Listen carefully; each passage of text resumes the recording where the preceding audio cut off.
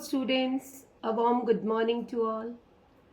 Students, today we are here to start our lesson 2, which is federalism. In previous lesson, we noted that vertical division of power among different levels of government is one of the major forms of power sharing in modern democracies.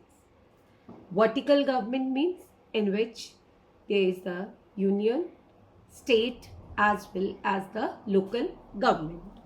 In this chapter, we focus on this form of power sharing. It's most commonly referred to as federalism. Federalism means Sangvad, a small unit.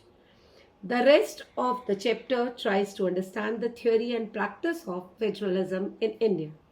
A discussion of federal constitutional provisions is followed by an analysis of the policies and politics that has strengthened federalism in practice.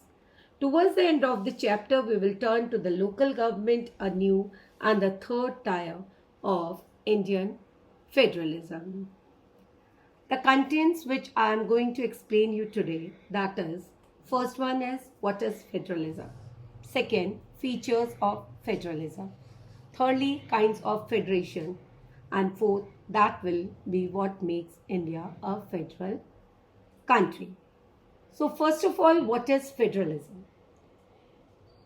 As you all know that it is a contrast between Belgium and Sri Lanka that we saw in the last lesson, that how they accommodated with each other, that a single unit cannot form the government. Indirectly, they need the support of others. So, federalism is a system of government in which the power is divided between a central authority and various constituent units of the government. Usually, a federation has two levels of government. First, that is for the whole country, which is responsible at the national level. Another, that is for small states, in which it looks after and try to solve out the problem of the small levels. Both these levels of governments enjoy their power independent of the other. So in this manner, federations are contrasted with unitary governments. In this, we try to express that अगर एक country सिर्फ हम एकात्मक, unitary government means एकात्मक सरकार, अगर एक के हाथ में हम पावर्स देते हैं तो हमारे लिए बहुत ही डिफिकल्ट हो जाएगा टू होल्ड द कंट्री, पूरे राष्ट्र को संभालना. सो for that only either there is only one level of government or the subunits are subordinate to the central government. Means once the central government passes the orders to these small units, and then the third, that is the local government. But in a federal government, the central government cannot order because they are having its separate powers. State government has the power of its own, and nobody is able to answerable to the central government.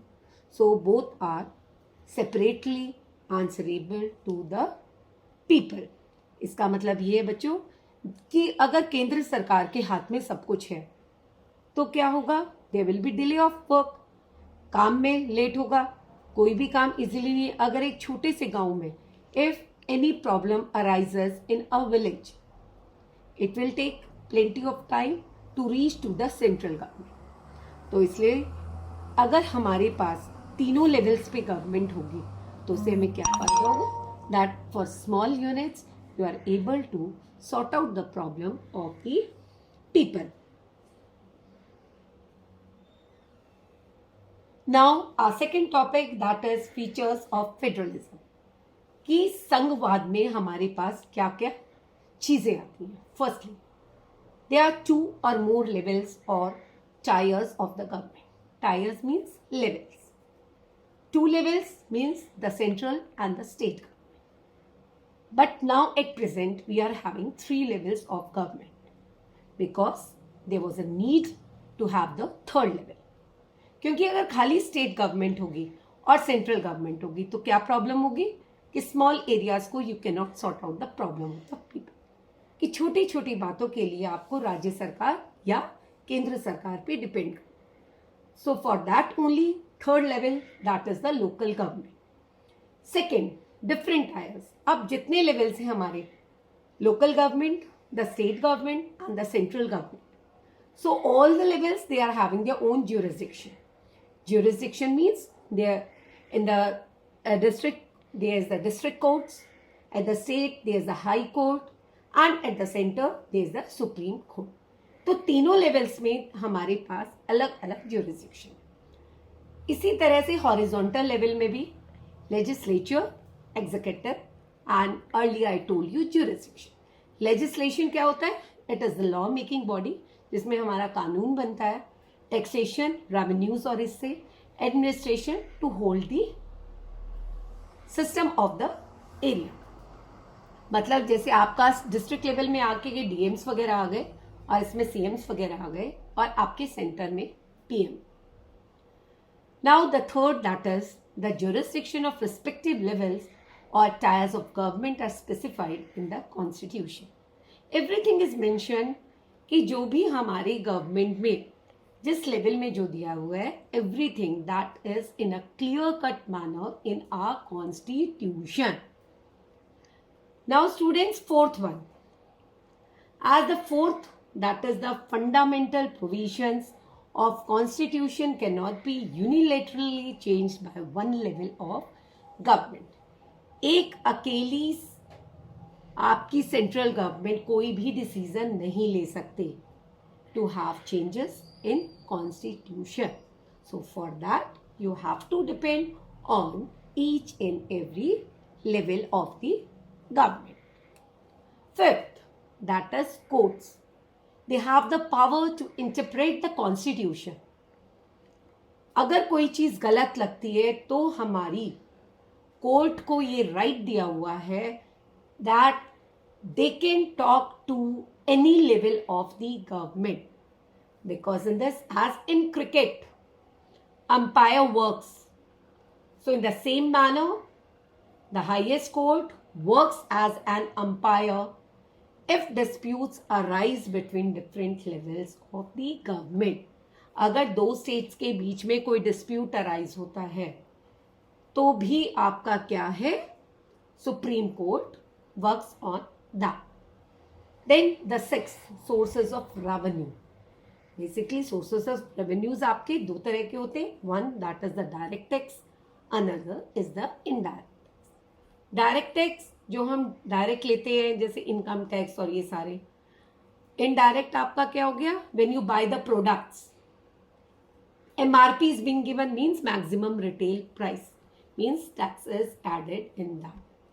Inclusive all taxes, तो उस product में already उन्होंने add किया हुआ है. So students, the seventh, the last feature of a federal system. Basically our system is also called as a dual objectives. Why?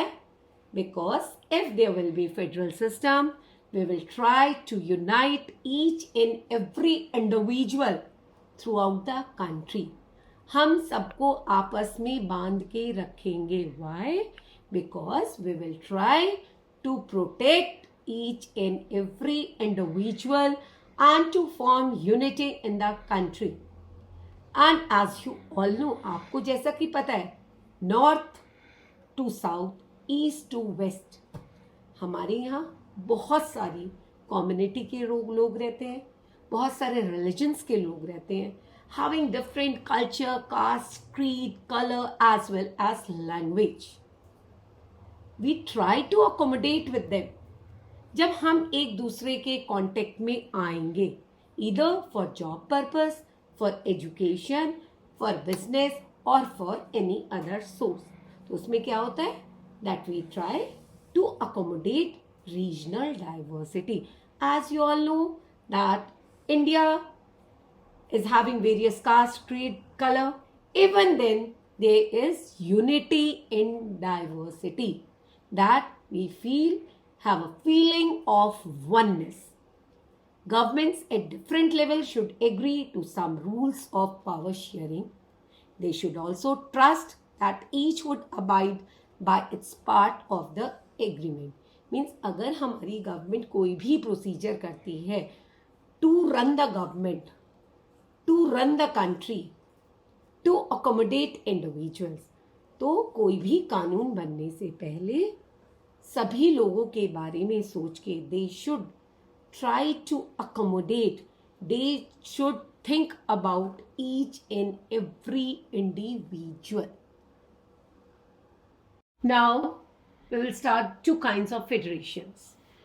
Basically, the exact balance of power between the central and the state government varies from one federation to another. This balance depends mainly on the historical context in which the federation was formed. So there are two kinds of routes through which federations have been formed. First, that is coming together federation, and the second, that is holding together federation. First one, that is coming together. In this, independent states voluntarily forms a bigger union कि सब मिलके अपने मन से when they try to accommodate. In this you can take example of USA. Continent होते हुए भी वहाँ पे क्या है? All they are considered as the states. Then it is so that by pooling sovereignty and retaining identity, they can increase their security. That if there will be any problem at that moment, they will try to accommodate each other.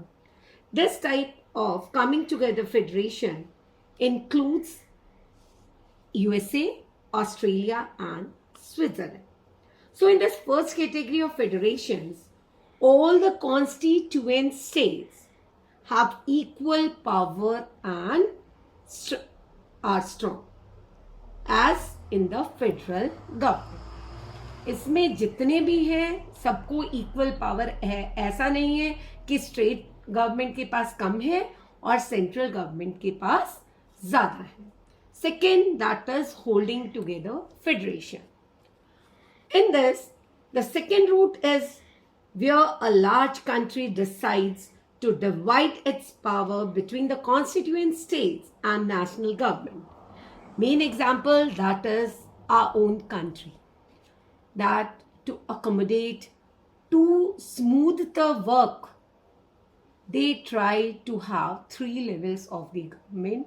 That is the central government, the state government and the district government. So in this, India, Spain and Belgium are the examples of this kind of holding together federation.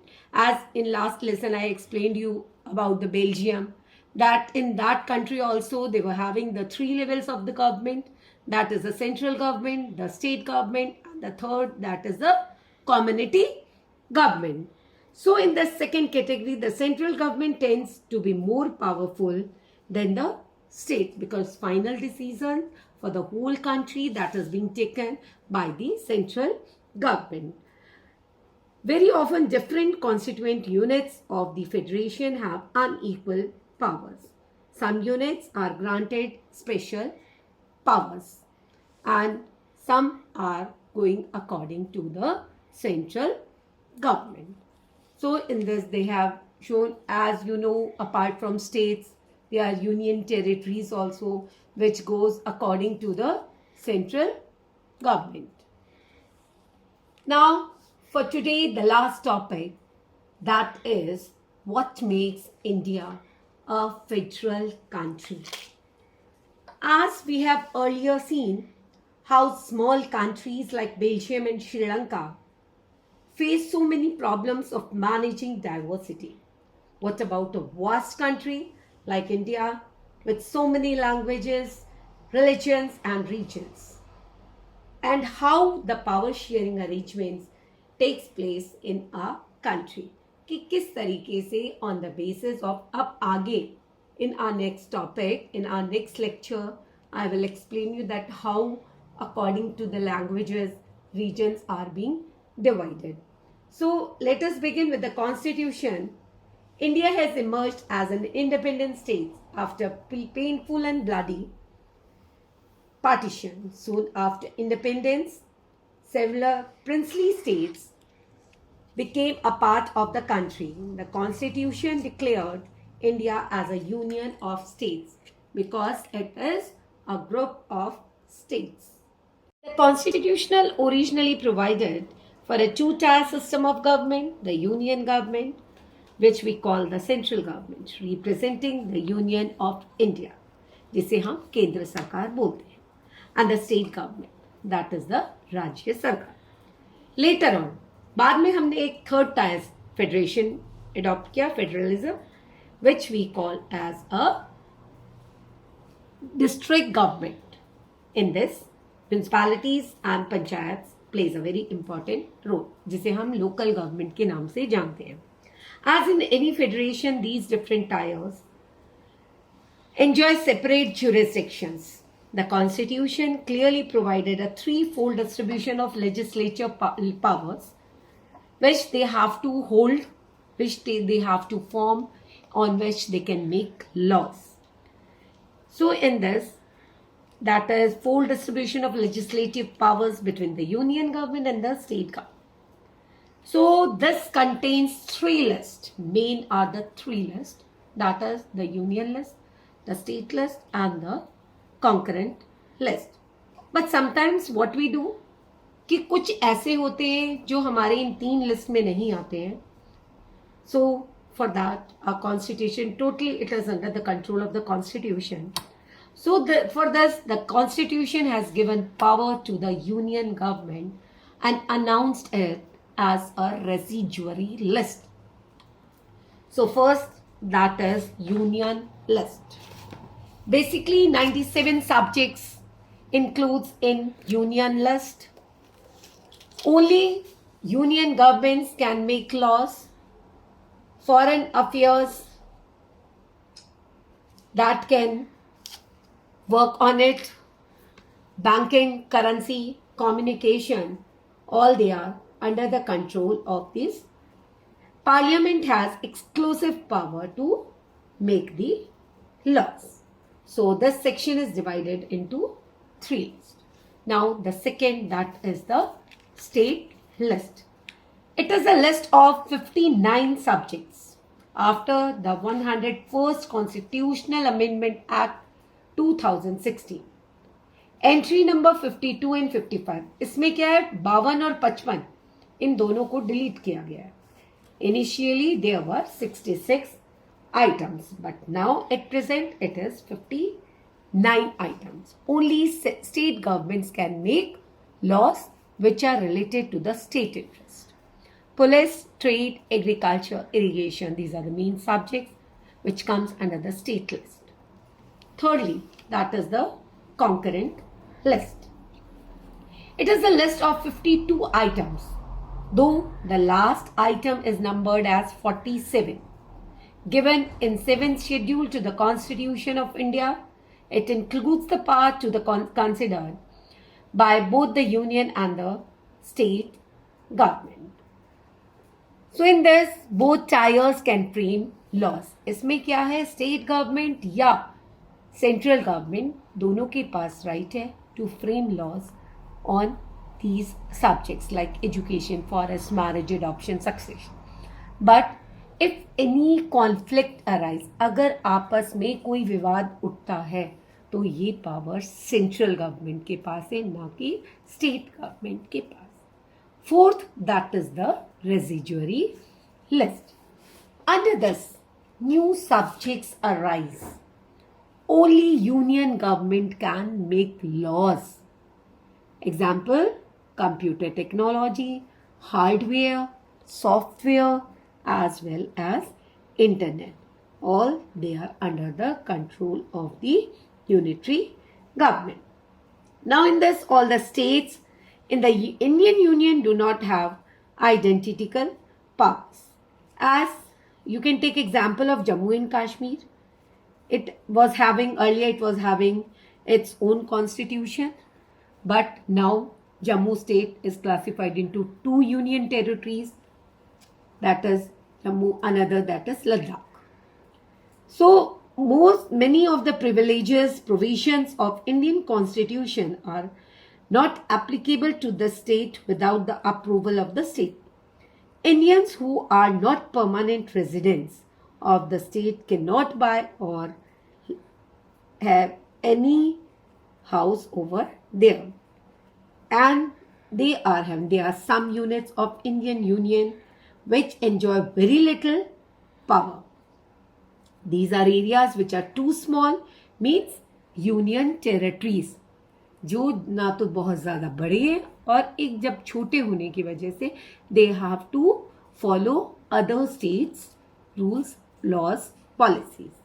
These areas like Chandigarh, Lakshadweep, capital city of Delhi are called as union territories. These territories do not have powers of a state. वो अपने आप कोई power नहीं, लेकिन central government has special powers in running these areas because these are under the control of the central government. So अगर हमारी parliament में कोई भी डिसीजंस लिए जाते हैं तो that is not under the control of an individual. At least 2/3 majority that should take place to take any type of decisions either in forming the law or for any other decision. The judiciary plays an important role in overviewing the implementation in case of any dispute. So students, for today it's sufficient.